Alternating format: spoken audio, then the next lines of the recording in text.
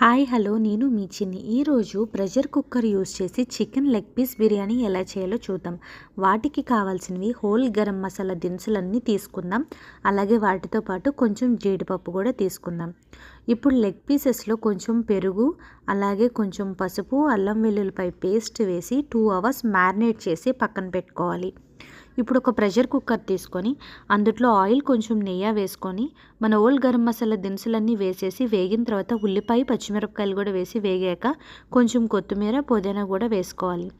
ఇవి కూడా ఆయిల్ మొత్తంలో చక్కగా ఫ్రై అయ్యి కొంచెం సాఫ్ట్ అయిన తర్వాత మనం తీసుకున్న జీడిపప్పులు కూడా ఇప్పుడే వేసేసుకోవాలి.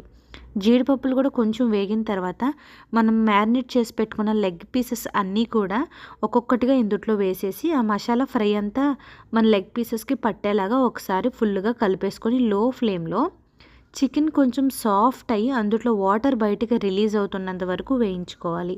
సో ఇలా రిలీజ్ అవుతున్నప్పుడే మన చికెన్ మసాలా అలాగే బిర్యానీ మసాలా 1 స్పూన్లు అందుట్లో వేసుకొని ఫుల్గా కలిపేసుకోవాలి.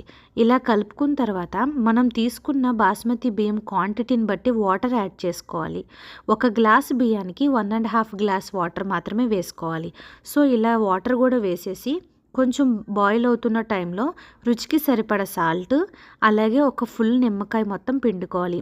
నిమ్మకాయ ఇలా వాటర్లో బాయిల్ అవుతున్నప్పుడు పిండడం వల్ల రైస్ అనేది పలుకు లేకుండా చక్కగా పర్ఫెక్ట్గా కుక్ అవుతుంది, ముద్దగా కూడా అవ్వదు. సో ఇలా ఉడికించుకున్న తర్వాత మీరు రైస్ వేసేసి లో ఫ్లేమ్లో మనకి చక్కగా ఉడిపోయిన తర్వాత తీసి చూడండి, ఇలా వస్తుంది అన్నమాట.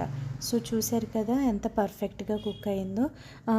ముక్క కూడా తినేటప్పుడు చక్కగా జ్యూసీగా పర్ఫెక్ట్గా ఉంది.